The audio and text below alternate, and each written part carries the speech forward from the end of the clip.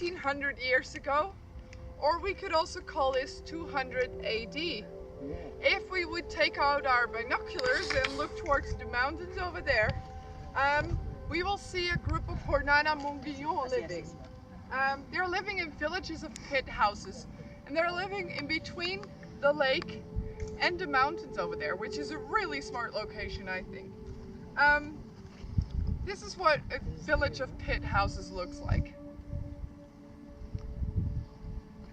And a pit house is a house that is halfway sunk into the earth, probably for heat reasons.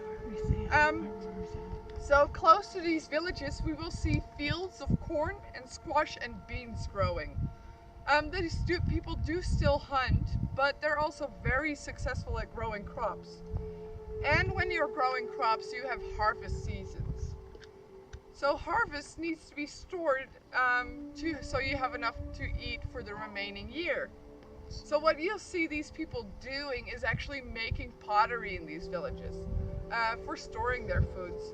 Each of their pots has been decorated with a really distinctive black and white pattern that you can see.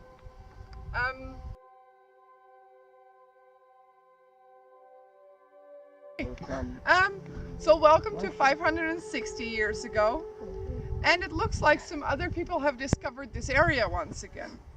About 500 years ago, a group of Athabascan left Alaska and Western Canada. In 500 years, they traveled south to arrive here in 1450 AD. Somehow, during the travels, their name changed from Athabascan into Apache. They are living in small groups of blood relatives out here, and they're exceptional hunters. That's why they stick to their nomadic lifestyle. And that just works best in small groups. This is what their groups looked like.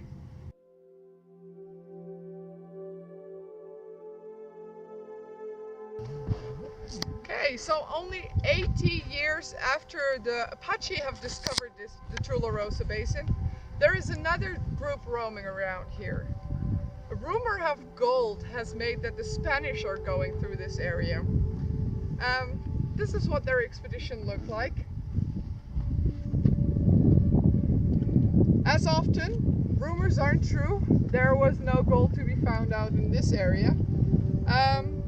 So that results in the Spanish leaving once again. But they are forgetting something. They're leaving behind their cattle and their horses.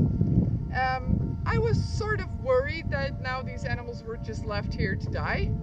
But it looks like they're doing pretty fine, and they're finding enough food and water to live on. And they're turning into white horses and wild cattle again. Later on, we see some Spanish settlers moving into this area, and they are roaming out this cattle. Free animals to herd, right? It's very smart.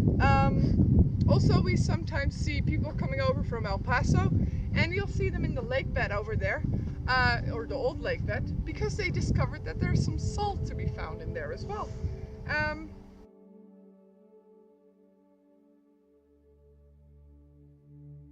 Changes. In 1848, after 2 years of war, this area became US territory.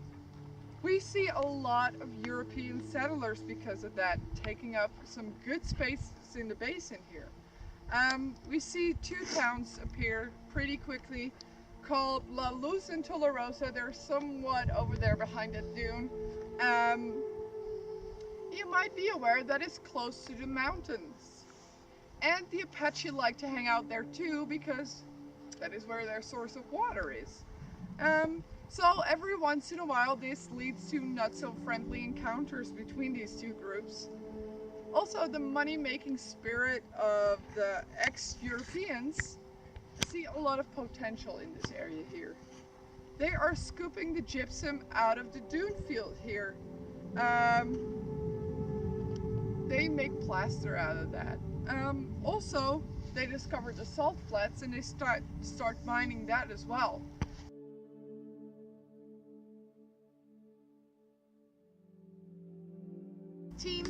It's 85 years ago, and it looks like somebody put a halt to the mining out here.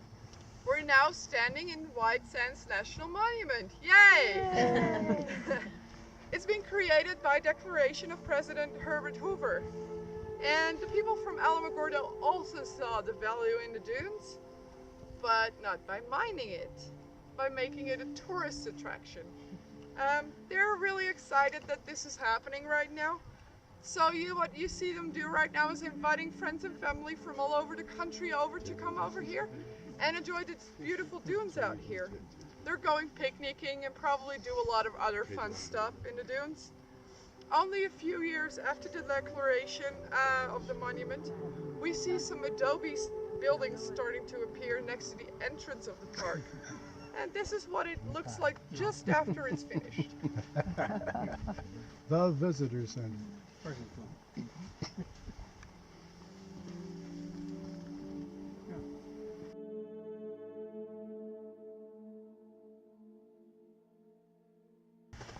Okay, so today it is July 16th and it's 5:30 in the morning. And all of a sudden, the sky is brighter than during daytime.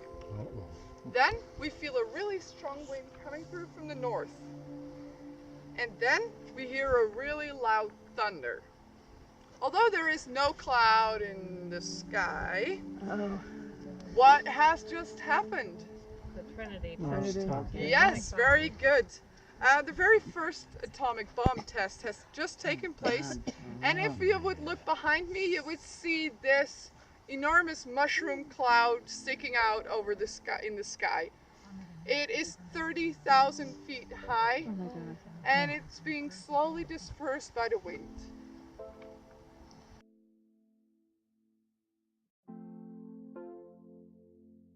Welcome to 48 years ago. And if we would look at the edge of the dune field right now, we might see something strange. We see an animal that calls the Kalahari Desert in Africa. This is the animal that we're seeing. This animal is about this high on the back, and then the horns come up all the way over our heads. It is 1969 right now, and the New Mexico Department of Game and Fish has just released a group of Oryx.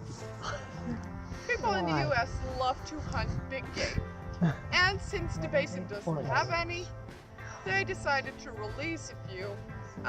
So now we can actually go hunt out here. The Oryx seems to be doing really well, so we're going to take our last walk into the future, and we're going to get back to today.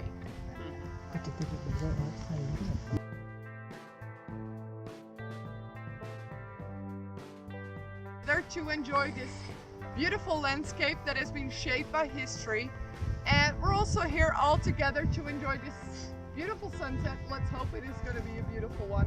I want to thank you all for coming out today, and I'll be hanging out for a little bit longer to answer questions and to enjoy the sunset today. If you have any questions, feel free to hang around and come around and ask me the questions. Thanks again for coming out. Thank you.